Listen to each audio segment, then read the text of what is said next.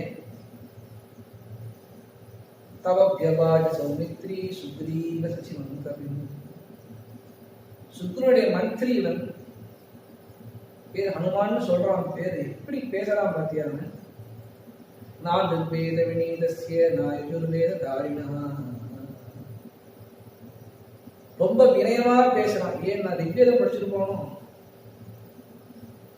ரொம்ப தாரணா சக்தி இவரிடத்துல இருக்க. நான் யஜுர்வேத தாரிணா. யஜுர்வேதம் படிச்சுன்னா தாரணா சக்தி இருக்க. நவவியாகரணம் பண்டிதர்.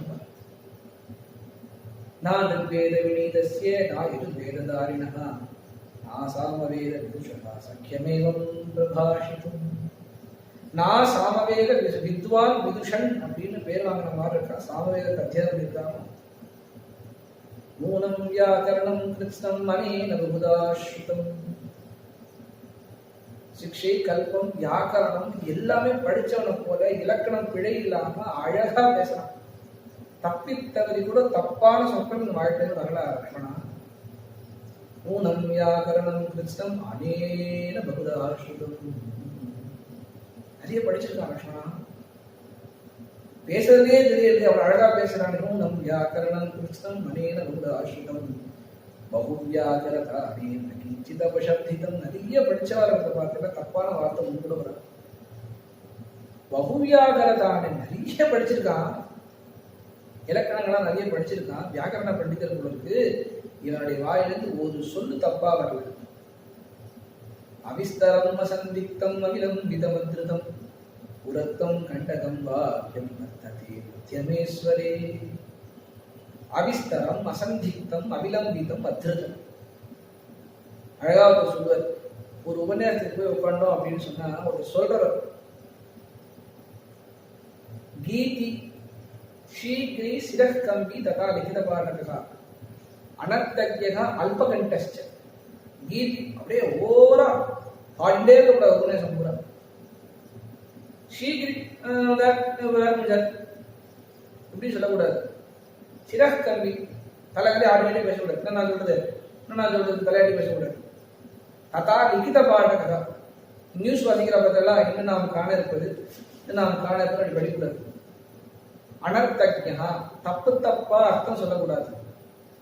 அல்பகண்டஸ்ச சொல்ற வர விஷயத்த கரெக்டான டோனோட கடைசி வரைக்கும் சொல்லணும். ஏத்தி இறக்கி நீங்க பேசுறதே புரியாத அப்படி பண்ணக்கூடாது. இப்படிப்பட்ட எந்த பேச்சுமே இடத்துல இல்லை. அபிஸ்தரம் விஸ்தாரமான விஷயத்த சொல்ல மாட்டேங்கிறான். வந்தானா என்ன சொன்னா? சுக்ரீவ சச்சிவோ நாம அனுமான் நாம வாரா. சிம்பிளா முடிச்ச ஒரு விஷயத்த நம்மளை இன்ட்ரடியூஸ் பண்ணிக்க சொல்லி ஒரு பாஷண கோஷணம்னே பேர் இருக்கு. இதெல்லாம் ஐடியில் படிக்கிறவா எல்லாருக்கும், ஐடியில் போய் வேலை செய்யறவா எல்லாருக்கும் இதெல்லாம் உபயோகப்படும். பெரியவா எழுதியிருக்காத மாதிரி இப்படிலாம் பேசக்கூடாது, இப்படிதான் எழுதணும். என்னமோ பெரிய ஹெச்ஆர்லாம் வச்சு ஒரு கிளாஸ் நடத்தி அதுக்கு என்னமோ மார்க்ஸ்லாம் போட்டு இந்த மார்க் இந்த கம்பெனிக்கு போடலாம்னு சொல்றா. நீங்க அனுமார் அழகா பண்ணிட்டு எல்லாத்தையும் பாஷண கோஷணம்ன்ற ஒரு வாக்கியம் ஒரு பேஜ்லேயே முடிச்சுட்டு அனுமார்.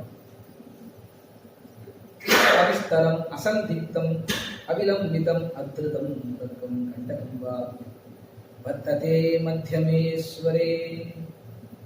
வர்த்ததே மத்தியமேஸ்வரே. கரெக்டான டோன் மத்தியம ஸ்வரத்துல பேசுறாங்க. சம்சார கிரம சம்பன்னாம் அத்ருதாம் அவிலம்பிதாம் உச்சாரயதி கல்யாணி ஆச்சம் ஹிருதயகாரிணி. இவனே சுந்தரனப்பா. இவன் பேச்சும் சுந்தரமா இருக்கு.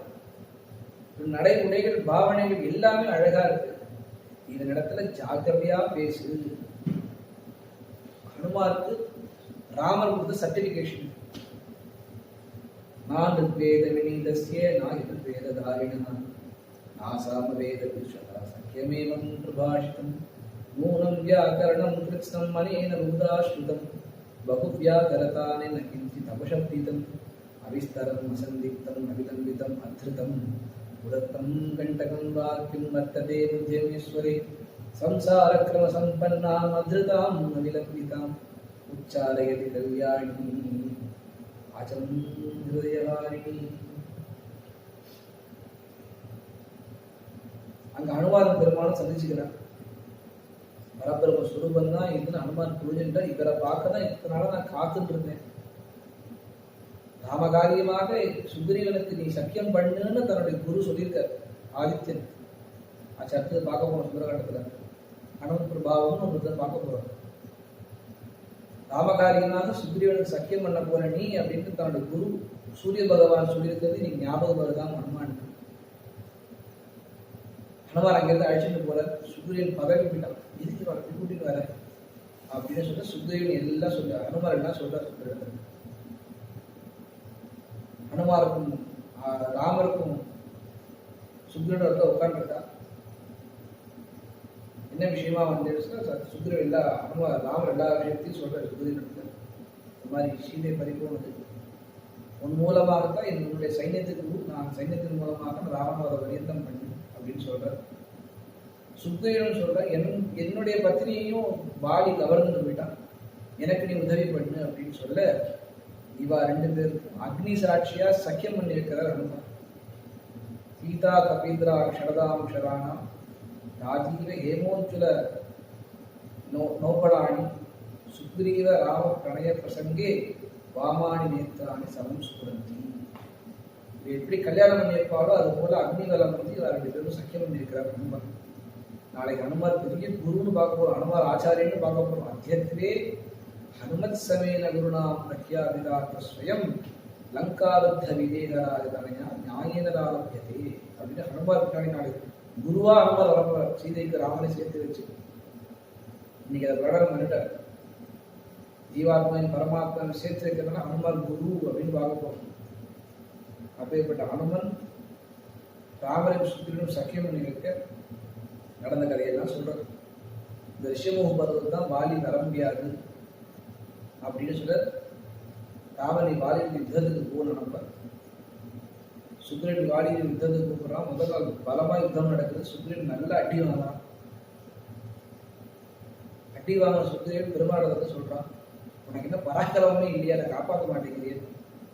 பெருமாளை பராக்கிரமத்தை டெஸ்ட் பண்றான். பெருமாள் அவன் டெஸ்ட் என்னெல்லாம் டெஸ்டிங் இருக்கணும் அதெல்லாம் பெருமாள் காப்பாத்துறது.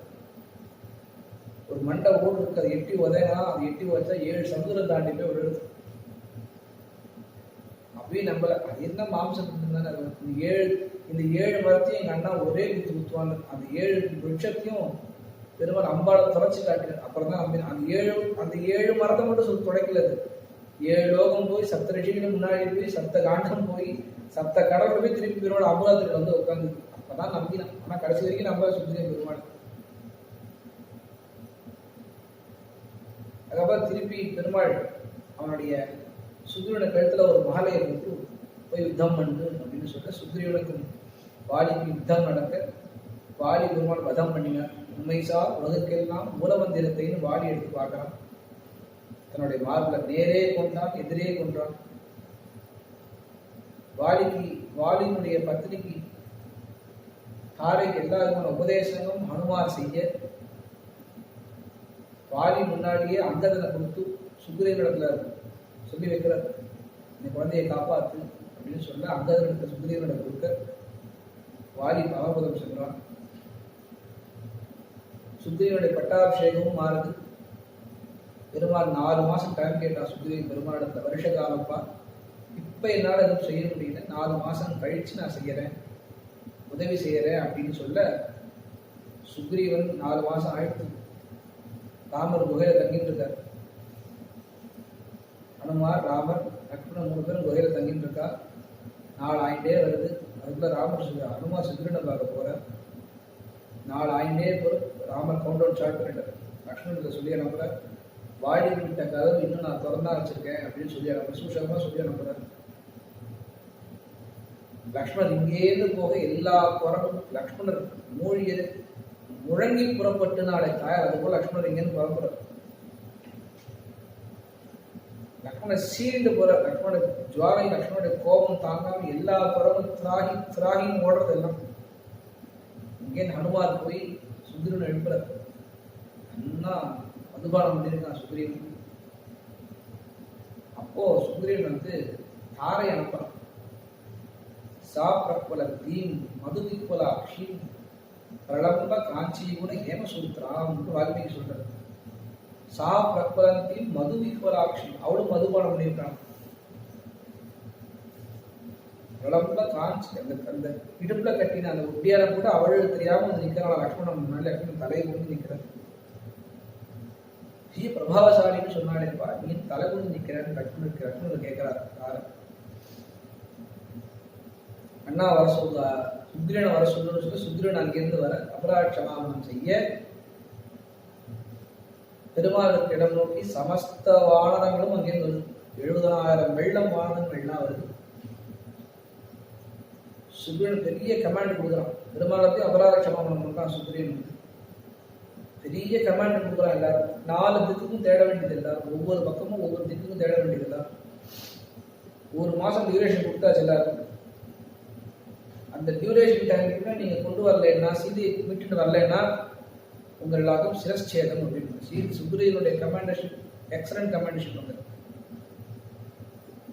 தெற்கு திசையை நோக்கி நளன், நீடன், ஜாம்பவான், ஹனுமான் இவ எல்லாரும் போறான். அங்கங்கே எல்லாரும் அனுப்பிட்டான் சுக்ரீவன். ராமர் ஹனுமான தனியா கூப்பிட்டார். தன்னுடைய ராமநாமாங்கிற மோதத்தை கட்டி ஹனுமான் கொடுத்தார். ஏன் ராமரே சுக்ரீவத்தை கொடுக்க கூடாது? ஏன் அங்கதனத்தை கொடுக்க கூடாதா? நலன் நீளத்தை கொடுக்க கூடாதா? ஏன் ஹனுமானத்தை கொடுக்கணும்?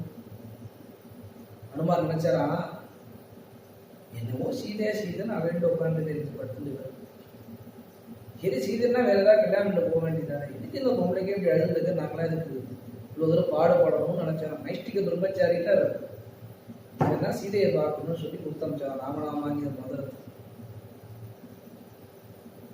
தெற்கு திசையை நோக்கி எல்லாரும் புறப்பட்டு வரா. தெற்கு திசை கடல் ஓரமா வந்துட்டா. சீதை கிடைக்கல. எல்லா இடமும் தேடி பார்த்துட்டா. இனி நாம் உயிரோட இருந்தோம்னு சொன்னா சுக்கிரனை ஒண்ணு சிரச்சேதம் பண்ணிடுவோம். இது நம்ம சுக்ரீவனுடைய பழக்கம் எப்படி அப்படின்னு கேட்டா, குற்றவாளின்னு தெரிஞ்சிருந்தா முதல்ல கழுத்தை விட்டுடுவானோ. சரி விஷயத்தை அப்புறம் சொல்லு அப்படின்னா ஸ்ட்ரிக்டான ஆப்சர் கொடுது. இனி நாம் உயிரோட இருந்தோம் அப்படின்னு சொன்னா நம்ம சிரச்சேதமும் இந்த கொலையை நிச்சயம் சுக்ரீவன் பண்ணிடுவான் அப்படின்னு தெரிஞ்சு எல்லா இவ 4 பேரும் உயிர் தியாகம் பண்ண ரெடி ஆயிட்டாங்க. அப்போ சம்பாதி அப்படின்னு ஒரு கழுகு. அந்த சம்பாதி யாரு அப்படின்னா ஜட்டாயுவோட அண்ணா. இவ எல்லாரும் பேசிட்டு இருக்கா. ஜட்டாயு மாதிரி ஒரு கைகரியத்தை பண்ணி கூட நம்மளால முடியும். ஜட்டாயு மாதிரி நம்மளால கைகரியம் ராமருக்காக பண்ண முடியலையே.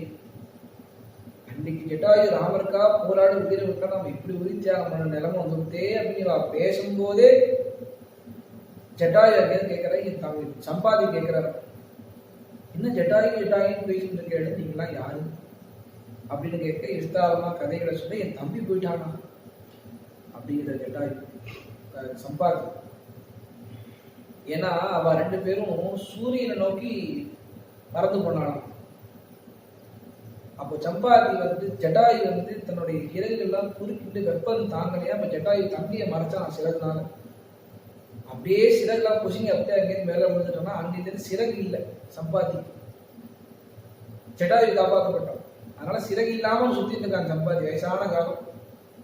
ஜட்டாயு செத்துட்டான் அப்படின்னு சொல்றது, என் தம்பிக்கு தர்ப்பணம் பண்ணணும்னு கை தாங்கலாம் அழிச்சுட்டு போங்கோ அப்படின்னு சொல்ல இந்த ஜட்டாயு சம்பாதி தர்ப்பணம் பண்றான். ஜட்டாயு காரியெல்லாம் முடிச்சுட்டு கேட்கறாங்க சம்பாதி, என்ன ராமன் பேசிட்டு கேட்டேன். நீங்க ராமன் பேசினதை பார்த்தா எனக்கு அப்படியே ஒரு உற்சாகம் ஏற்படுறது. எல்லீரவீர் ராமநாமமே சொல்லுவீர், சொல்லில் நமக்கு ஓர் சோர்வு இல்லை. எனக்கு எந்த சோர்வும் இல்லாம இருக்கு, எந்த களைப்பு இல்லாம இருக்கு. கலப்பா எனக்கு களைப்பு இல்லாம இருக்கு. நீங்க எல்லாரும் ராமராமான்னு சொல்லுங்கோ அப்படின்னு சொல்ல ராம ராம ராம ராமன் சொல்ல சம்பாதிக்கு எதிர்பாராம ரெக்க வந்துருக்கு. சம்பாதி சூரியனால பஸ்மமாக்கப்பட்ட அந்த ரெக்க ராமநாமன் சொல்ல சம்பாதிக்கு ரெக்க வந்துருக்கு. சரி என்ன விஷயம் சொல்லுங்கோ அப்படின்னு சொல்ல, இது மாதிரி சீதையை கவர்ந்து போயிட்டார் ராமன். எங்க தாயார குடி வச்சிருக்கான்னு தெரியல. அவரை தேடி இவ்வளவு தூரம் பரியந்தான் நாங்க வந்தோம், எங்களுக்கு கிடைக்கல தாயார் அப்படின்னு சொல்ல, இதுக்கு முன்னாடி இன்சிடென்ட் நடந்திருக்கு. சம்பாதியினுடைய பிள்ளை ஒருத்தர் தான். அவன் ராவணன் சீதையை கவர்ந்துட்டு போறச்சே ஏதோ நமக்கு ஒரு சாப்பாடு கிடைச்சி யுத்தம் பண்ண போயிருக்கான். சரி போய் தொலை இது போன்னு விட்டுட்டு திரும்பி வந்துட்டான். அந்த விஷயத்தை சம்பாதியோட பிள்ளை சொல்லியிருக்கான். அப்படி இருக்கிற சமயம் இந்த சம்பாதி இந்த விஷயத்தை சொல்றார். தன்னுடைய கண்ணை குறுக்கி பார்க்கிறார். அங்க 100 யோஜன விஸ்தீர்ணம் தாண்டி ராவனுடைய அந்தப்புறத்துல அசோகவனத்துல சீதை இருக்காள் அப்படின்னு வாழ்க்கை சொல்லிட்டார். சதயோஜன விஸ்தீர்ண தூரம், நாட்டிக்கல் மைல்ஸ் அப்படின்பா, 100 யோஜன விஸ்தீர்ண தூரம் அப்படின்னு சொல்லி சம்பாதி ஒதுக்கிட்டார். இப்ப ஜாம்பவானுக்கு இப்போ ஒரு ஒர்க் கொடுத்தாச்சு. யார் போறது இங்கேன்னு ஒரு குரங்கு சொல்லிட்டு நான் 10 யோஜன தூரம் தாண்டுவேன், இங்க போய் விழுந்துருவேன். சரி, இன்னொரு குரங்கு சொல்லிட்டு நான் 20 யோஜன தூரம் தாண்டுவேன், விழுந்துருவேன் அப்படின்னு. இன்னொருத்தர் சொன்னா 100 யோஜன தூரம் தாண்டுவேன், அப்பா சபாஷ் அப்படின்னு. திருப்பி அங்கேயே இங்க வர தெரியாது, இங்கே நாங்க தாண்டி திருப்பி அங்கேயே நீங்க வர வேண்டாமா, யார் அங்க இது எதுலையுமே பார்ட்டிசிபேட்டே பண்ணிக்காத ஒருத்தர் இருந்தார். யாருன்னா ஹனுமன்.